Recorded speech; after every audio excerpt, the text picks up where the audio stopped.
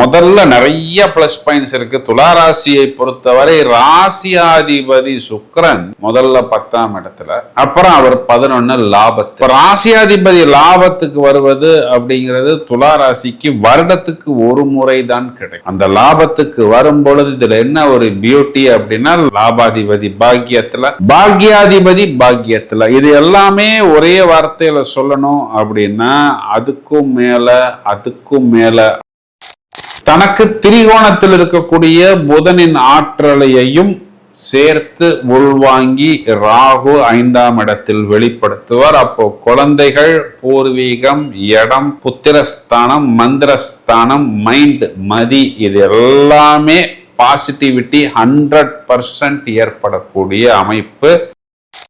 இந்த நாட்கள்ல என்னன்னா, குறிப்பா செவ்வாய்ங்கிறது உங்களுடைய லைஃப் பார்ட்னர். ஏதோ உங்களுடைய லைஃப் பார்ட்னருக்கு ஆபீஸ்லயோ இல்ல அவங்க வேலை செய்யக்கூடிய இடத்துலயோ வியாபாரத்திலோ ஒரு கஸ்டமரோ ஒரு உயர் அதிகாரியோ அவர்களை ஏதாவது ஒரு விதத்தில் டென்ஷன் செய்திருப்பார்கள். அந்த டென்ஷனை அடக்க முடியாமல் நம்மிடம் வந்து பர்ஸ்ட் ஆவார்கள், பிளாஸ்ட் ஆவார்கள்.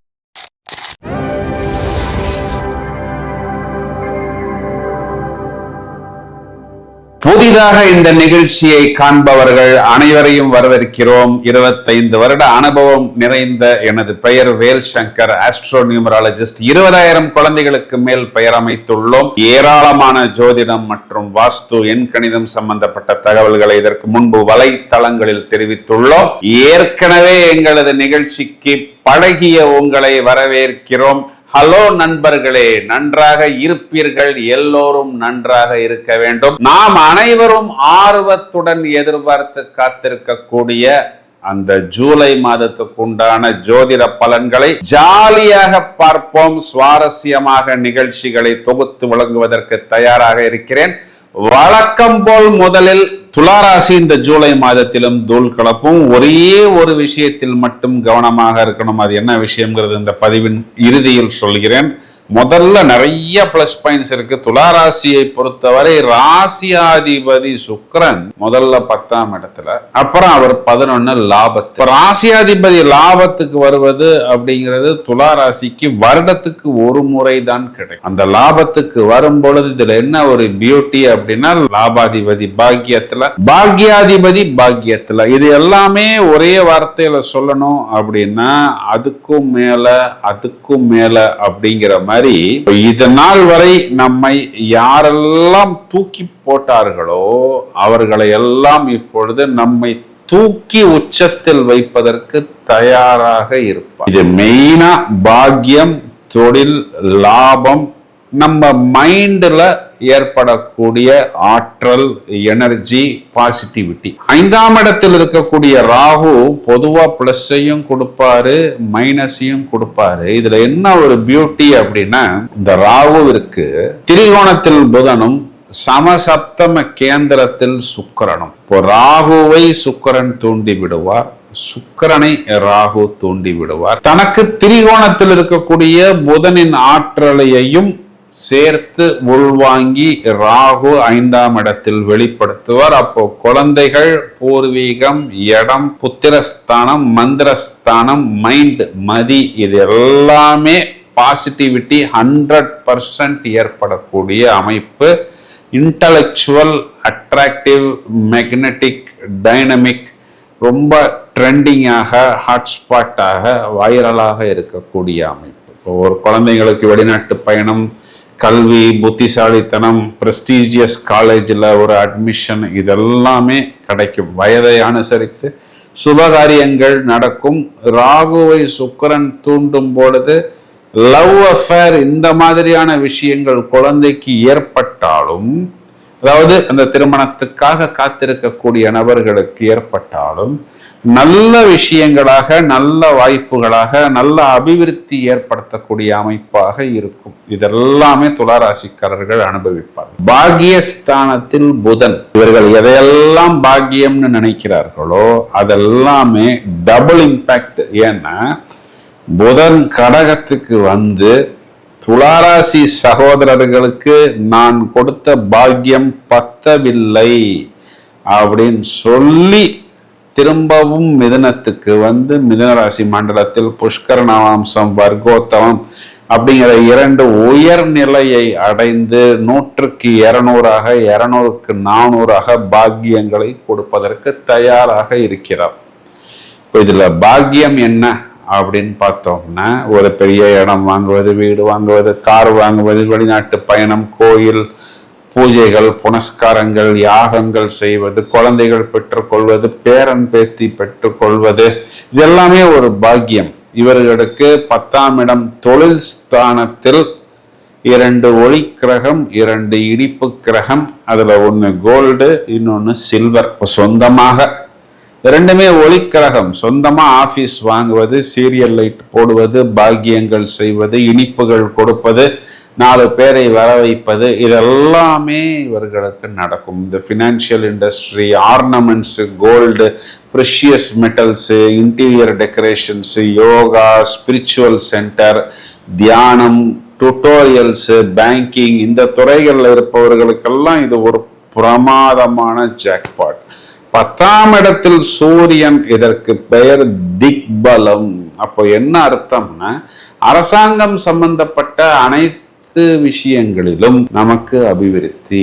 அது அரசாங்கத்திலிருந்து வர வேண்டிய பேமெண்டாக இருக்கலாம், ஆர்டர்ஸா இருக்கலாம், வேலை வாய்ப்பு ஆர்டர், டெண்டர்ஸ், பழைய பில் கிளியரன்ஸ், இது எல்லாமே டக்கு டக்கு டக்குன்னு நடக்கும்.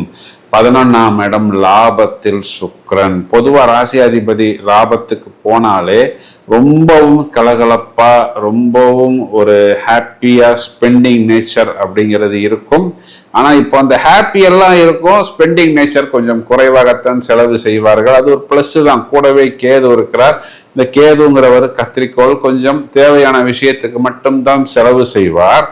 ஆனா 11ஆம் வீட்டில் ராஜயோகம், பூரம் 3ஆம் பாதத்தில் சுக்கிரன் புஷ்கர நவாம்சமும், உத்திரம் 1ஆம் பாதத்தில் புஷ்கர நவாம்சமும், பூரம் 1ஆம் பாதத்தில் சுக்கிரனுக்கு வர்க்கோத்தமம் அப்படிங்கிற ஒரு நிலையும் அடைகிறது. இதெல்லாம் என்ன அப்படின்னா, ஜோதிட ரீதியாக நான் இதுல கன்ஃபார்மா ஜெயிப்பேன்னு பெட்டு கட்டிட்டு நம்ம போய் ஜெயிக்கிறதுக்கு பேர் வந்து ஜாக்பாட். ஸோ 200% 11ஆம் இடம் குறிகாட்டக்கூடிய நினைத்த காரியங்களில் வெற்றி, திடீர் லாபம், இது நமக்கு மட்டும் இல்ல, நம்மளுடைய குழந்தைகளுக்கும் ஏற்படக்கூடிய அமைப்பு. அது தொழிலால், ஜீவனத்தால் அது பாக்கியமாக மாறும். அந்த 9, 10, 11, 10ஆம் இடத்தில் குரு சூரியன் சேர்க்கை, சிவராஜ யோகம் அப்படிங்கிறது உயர்நிலை, உயர் பதவி, உயர் அந்தஸ்து. இதுக்கு தேவையான ஆற்றலை, உழைப்பை, எனர்ஜியை கொடுப்பதற்கு 6ஆம் பாவத்தில் இருக்கக்கூடிய சாட்டர்ன், அதுவும் குரு பார்வையில் இருப்பதனாலும், இவர்களுக்கு 4ஆம் இடம் சுகஸ்தானத்துக்கு குரு பார்வை பெறுவதாலும், 2ஆம் இடம் வாக்குஸ்தானத்துக்கு குரு பார்வை பெறுவதனாலும், வெற்றி ஸ்தானாதிபதி சுகத்தையும் இவர்களுக்கு குடும்பத்தையும் பார்ப்பதனால் குடும்பத்தில் வெற்றி, வெற்றியால் சுகம், இது எல்லாமே வரிசையாக ஏற்படும். 95% இவர்களுக்கு பிளஸ் பாயிண்ட் தான். சின்ன சின்ன மைனஸ் பாயிண்ட் என்ன அப்படின்னா, அஷ்டமத்துல செவ்வாய். இப்ப 8ஆம் இடம்ங்கிறது பொதுவா செவ்வாய்க்கு ஒரு உகந்த வீடு கிடையாது. இந்த இடத்துல ராசிக்கு செவ்வாய் பகை கிரகம். அப்போ இங்க எங்க கேர்ஃபுல்லா இருக்கணும்னா, கொஞ்சம் ஸ்மார்ட் ஒர்க் பண்ணணும். எப்படி பண்ணணும் அப்படின்னா, கொஞ்சம் இது ஒரு உயர்நிலை ஜோதிடம் மாதிரி தெரியும், ஆனா இதெல்லாம் ஈஸியா பிடிச்சிடலாம். இப்போ துளாராசியில் உங்களுடைய நட்சத்திரம் என்ன நட்சத்திரமோ, இதனுடைய 16வது நட்சத்திரம் 16th ஸ்டார் வந்து உங்களுக்கு ரிஷப மண்டலத்துக்குள் வரும். அந்த நட்சத்திரத்தை செவ்வாய் கடக்கக்கூடிய நாட்கள்ல கவனமா இருக்கணும். அதாவது அந்த 16வது நட்சத்திரத்தை கடக்கும் வரை, அன்னைக்கு ஜென்ம நட்சத்திரம் ஜூலை மாதத்துல எப்போ செவ்வாயோடைய நட்சத்திரம், மிருகசீஷம் எப்போ வருது, அவிட்டம் எப்போ வருது, சித்திரை எப்போ வருது, இந்த நட்சத்திரங்கள் வரக்கூடிய நாட்கள்ல கூடுதல் கவனம் எடுத்துக்கணும். இதெல்லாம் ரொம்ப ஈஸியா கணிதம் பண்ணிடலாம். நம்ம நிகழ்ச்சியில எவ்வளவோ நிறைய விஷயங்கள் சொல்லி கொடுத்திருக்கிறோம். இந்த நாட்கள்ல என்னன்னா, குறிப்பா செவ்வாய்ங்கிறது உங்களுடைய லைஃப் பார்ட்னர். ஏதோ உங்களுடைய லைஃப் பார்ட்னருக்கு ஆபீஸ்லயோ இல்ல அவங்க வேலை செய்யக்கூடிய இடத்துலயோ வியாபாரத்திலோ ஒரு கஸ்டமரோ ஒரு உயர் அதிகாரியோ அவர்களை ஏதாவது ஒரு விதத்தில் டென்ஷன் செய்திருப்பார்கள். அந்த டென்ஷனை அடக்க முடியாமல் நம்மிடம் வந்து பர்ஸ்ட் ஆவார்கள், பிளாஸ்ட் ஆவார்கள். அந்த நேரத்துல நம்ம என்ன பண்ணணும்னா அமைதியா இருந்துடணும். நம்மளும் திரும்ப ஏதாவது பர்ஸ்ட் ஆனால்,